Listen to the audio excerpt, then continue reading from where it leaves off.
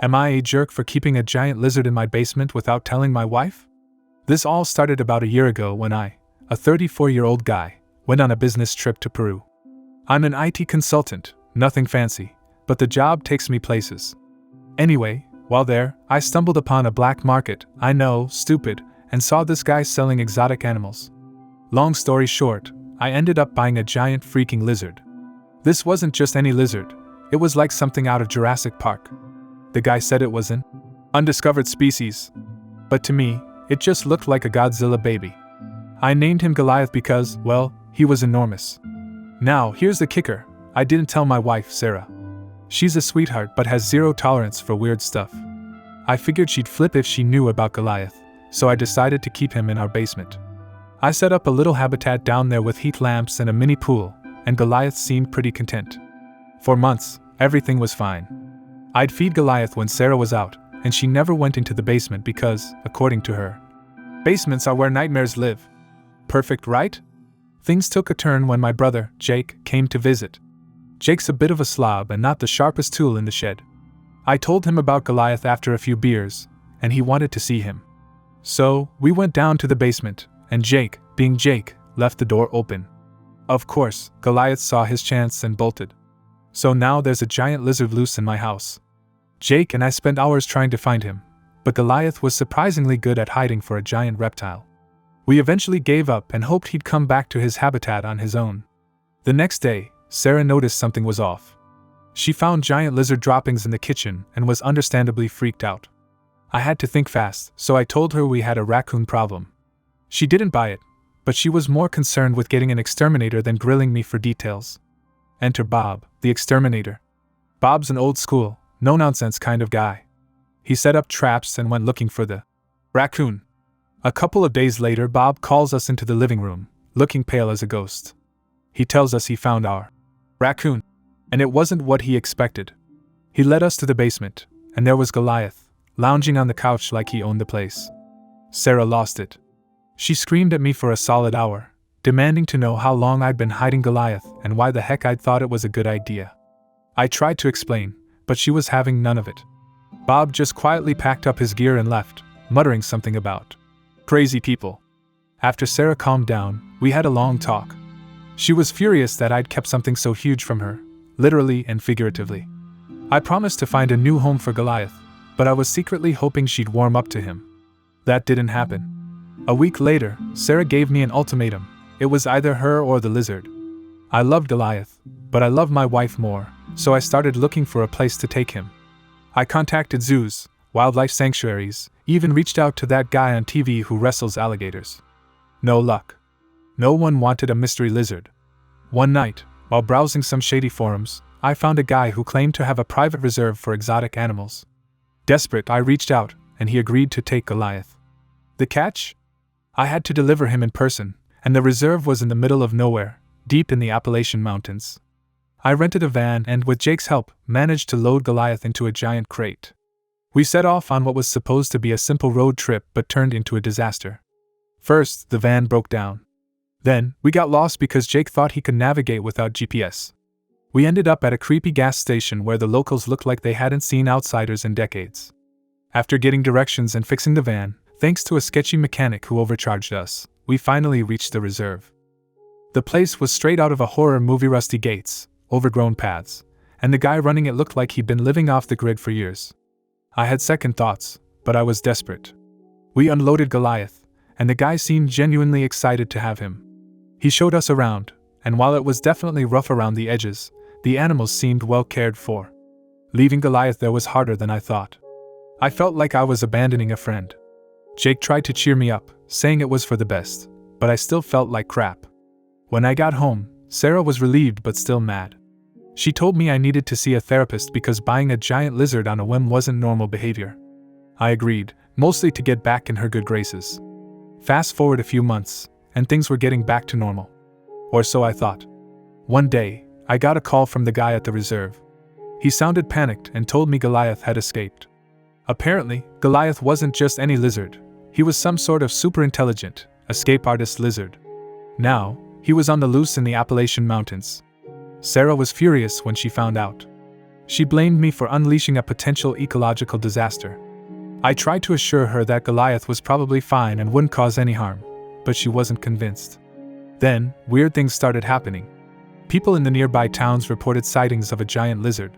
Some folks claimed their livestock was disappearing, and others swore they saw Goliath climbing trees and sneaking into barns. It was like a Bigfoot sighting, but with scales. Sarah's brother, Tom, a wildlife biologist, got wind of the situation and decided to investigate. He dragged me along because, according to him, I started this mess. We went back to the reserve, only to find it abandoned. The guy who ran it had vanished, leaving behind a bunch of confused animals. Tom and I camped out in the woods, trying to track Goliath. We found signs of him: claw marks, footprints, and the occasional half-eaten deer. It was like something out of a B-movie. One night, we finally spotted him. Goliath was bigger than ever and looked straight at us like he remembered me. Tom wanted to capture him, but I couldn't bring myself to do it. Goliath deserved to be free, even if he was a giant, potentially dangerous lizard. So we let him go, hoping he'd find a secluded spot to live out his days. When I got back home, Sarah was waiting for me, arms crossed. She listened as I explained everything and, surprisingly, didn't explode. Instead, she sighed and told me we needed to work on my impulse control and decision-making skills. So here I am, trying to be a better husband and not make any more crazy decisions. But I can't help but wonder how Goliath is doing out there. Am I the a-hole for keeping a giant lizard in my basement and unleashing him on the world? Or was I just trying to save a misunderstood creature? Update 1. Alright, folks, things have taken another turn. After posting my story, I thought it was all over. But nope, life had other plans. About a week after my initial post, I got a call from a local news reporter. Apparently, my story had gone viral, and now everyone wanted to know more about the giant lizard of the Appalachians. The reporter, Linda, was persistent. She wanted an interview and promised to keep my identity anonymous. I agreed, thinking it might help clear the air. Big mistake. The interview aired, and while they blurred my face and altered my voice, people still figured out it was me. Suddenly, I was the guy who unleashed a giant lizard on the world. Sarah was livid. Our neighbors started giving us weird looks, and some even stopped talking to us. But that was just the beginning. A few days after the interview, I got a knock on my door. It was a group of so-called cryptozoologists who wanted to study Goliath. They were convinced he was the key to discovering a new species. These guys were intense. They camped out in our yard, set up all kinds of equipment, and even had a drone. Sarah was ready to call the cops, but I convinced her to give them a few days. I figured they might actually be able to help find Goliath and relocate him safely. Then, things got even weirder. One night, around midnight, there was a commotion outside. I went to check and found the cryptozoologists arguing with a group of government agents. Yup, you read that right, government agents. They claimed to be from a special division dealing with exotic and potentially dangerous wildlife. The agents demanded the cryptozoologists leave, citing national security concerns. It was like a scene out of the X-Files. Eventually, the cryptozoologists packed up and left, grumbling about government cover-ups. The agents then turned their attention to me. They asked a lot of questions about where I got Goliath, what I'd been feeding him, and if I had any more exotic pets hidden away. I told them everything, and they surprisingly weren't too harsh. They just warned me to stay out of trouble and left, but not before giving me a card with a number to call if Goliath ever showed up again. I thought that was the end of it. But a few nights later, I woke up to strange noises coming from the backyard. I grabbed a flashlight and went to investigate, only to find Goliath lounging by our pool. He looked even bigger, and somehow, he'd found his way back to me. I knew I couldn't keep him, but I couldn't just turn him over to the government either. So, I called the number on the card, hoping they'd help relocate him properly this time. The agents showed up within the hour and, to my surprise, treated Goliath with a lot of care. They sedated him and promised to take him to a secure facility where he'd be safe. Sarah watched the whole thing unfold, and for the first time in weeks, she actually smiled. She told me she was proud of me for doing the right thing, even if it took a while. We talked things out and decided to start fresh, focusing on our relationship and maybe getting a normal pet this time. So, that's where things stand now. Goliath is hopefully in a better place. The cryptozoologists have moved on to their next big mystery, and the government agents have left us alone. I'm working on being a better husband and not making any more insane decisions. But hey, at least life isn't boring. Am I the jerk? Update 2. Just when I thought things had finally settled down, life threw another curveball. It had been a couple of months since Goliath was taken away, and Sarah and I were finally getting back to normal. We even adopted a dog, a cute little mutt named Sparky. Everything was going great until I got a mysterious package in the mail.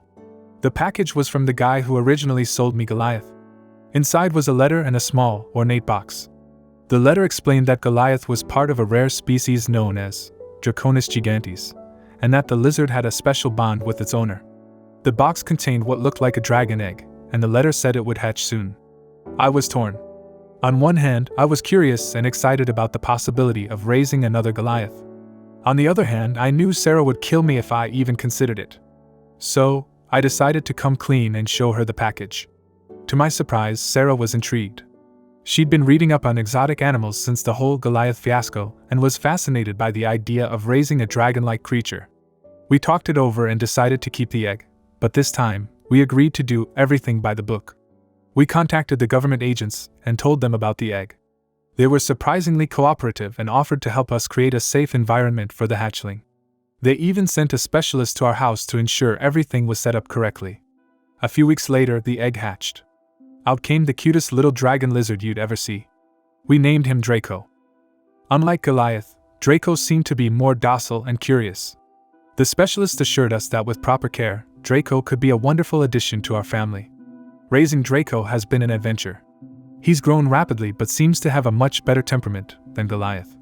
Sarah and I are closer than ever, working together to ensure Draco is well cared for and safe.